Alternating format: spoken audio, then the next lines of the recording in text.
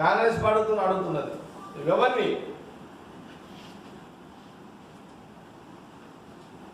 తక్షణమే మీడియా పరంగా ఇది నేను తప్పు మాట్లాడినా ఏ పంట అయినా రైతులు వేసుకోవచ్చు, వరే కాదు ఏ పంట అయినా వేసుకోవచ్చు అని ప్రకటన కలెక్టర్ది రావాలి, వెంకటరామరెడ్డిది. అట్లాగే రైతులకు క్షమాపణ చెప్పాలి. ఈ ప్రకటన సాయంత్రం వరకు రాకపోతే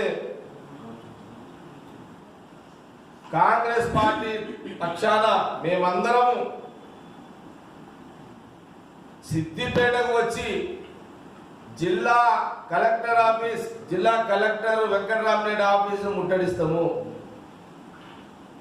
ఇది రైతుల పక్షాన సిద్దిపేట రైతుల కోసము కాంగ్రెస్ పార్టీ కార్యవర్గము మేమందరము సాయంత్రం వరకు ప్రకటనలో మార్పు జిల్లా కలెక్టర్ది లేకపోతే రేపే డిక్లేర్ చేస్తాము. ఎల్లుండి అవతల ఎల్లుండి వచ్చి ఆ జిల్లా కలెక్టర్ వెంకటరామరెడ్డి సంగతి తేల్చేస్తాము.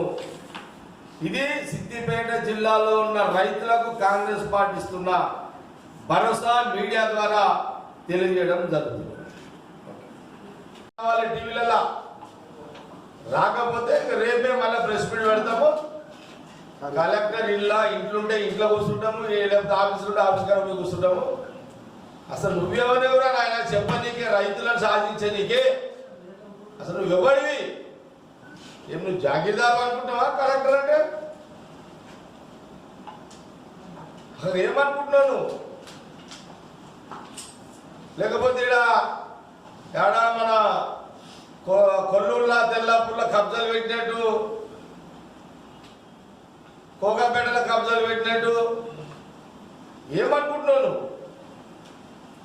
కాబట్టి ఇది చాలా సీరియస్గా కాంగ్రెస్ పార్టీ తీసుకున్నది కాబట్టి ఈరోజు మీడియా ముందుకు రావడం జరిగింది. మాట చాలా స్పష్టంగా మొదటి ప్రెస్ మీట్ లోనే వచ్చింది.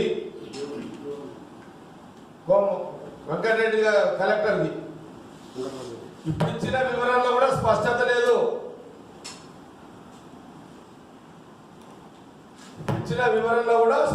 లేదు.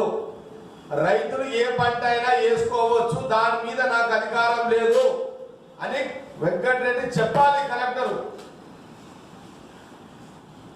ఏదో మీడియా వక్రీకరించిందని అనడము, ఇది మీడియా మీద నెట్టేయడమే. మీడియా మీద నూకేస్తున్నారు అంతే.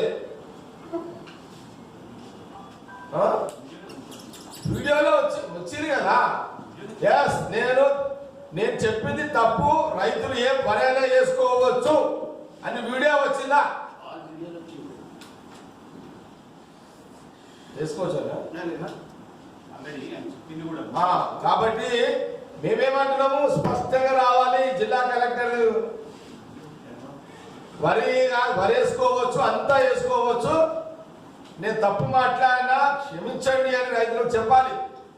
ఆ ప్రకటన క్లారిటీగా రాకపోతే ఏదో మీడియా వక్రీకరించిందని మాట తప్పించుకుంటే ఊరుకోము కలెక్టర్.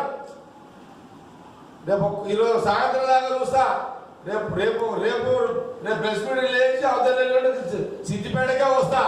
నేను మా మహేష్ గౌడ్, మా కార్యవర్గం, కాంగ్రెస్ పార్టీ మొత్తం వచ్చి నీ ఆఫీస్ కాడ ఇంటికాడ నువ్వు ఆడుంటే అడగొస్తుంటాం. నీ సంగతి తెలిసి పడేస్తాం. రైతుల పక్షాన నీ సంగతి ఏదో తెలియజేస్తాం. ఎందుకంటే సిద్దిపేటలో ఒక భయాందోళన, ఒక దిక్కేమో జిల్లా కలెక్టర్, ఒక దిక్కేమో పోలీసులు. అసలు రైతులకు ప్రజలకు సిద్దిపేటలో స్వేచ్ఛ లేని ఒక కాంగ్రెస్ పార్టీ అధికారం ఉన్నా లేకపోయినా ప్రజా సమస్యలు, రైతుల సమస్యలు మీద ప్రభుత్వము పనితీరు బాగలేనప్పుడు ప్రభుత్వాన్ని ఎండగడుతూ రైతుల కోసం ఎప్పుడు పోరాటం చేసే ఒక ప్రక్రియలో ఎప్పుడు కాంగ్రెస్ పార్టీ ఉంటుందనే దానికి ఈరోజు ఈ మీడియా ద్వారా నేను సమాజానికి మీడియానికి తెలియజేయడం జరుగుతుంది. పరిపాలన జరుగుతున్నది సిద్దిపేటలో. కాబట్టి ఇది చాలా సీరియస్గా, సరే మాకాడ సిద్దిపేట మాకు కాంగ్రెస్ గెలిపించినా గెలిపించకపోయినా కొన్ని ఏళ్ళకి గెలిపిస్తలేరు. మాకేం బాగలేదు.